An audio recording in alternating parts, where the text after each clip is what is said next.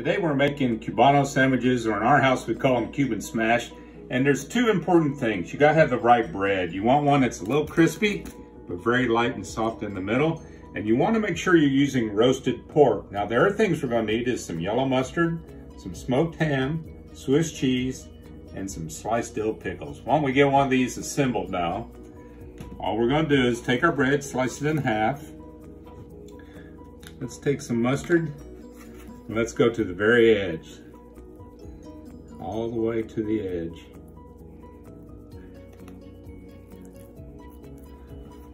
And when we start out with our cheese,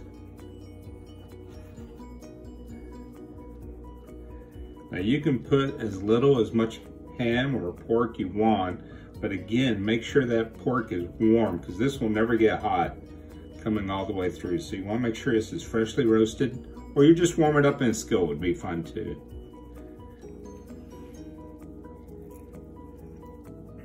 All right, it looks pretty good. We'll take our pickles. We'll go this way.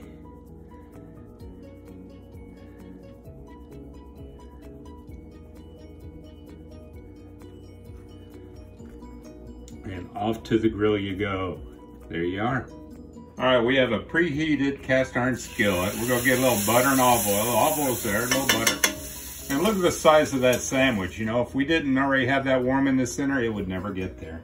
So go ahead and get your sandwich on. And we'll take a cast iron skillet, something heavy, and we're gonna smash that sandwich. Now we're gonna toast it for 3 to 4 minutes on each side. So you need to turn it just once.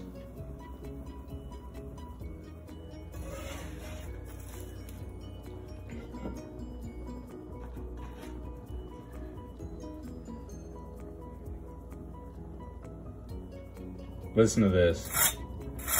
That's just one of the things that makes this sandwich special. It's crispy on the outside, the sum of all those ingredients inside, toasted to perfection.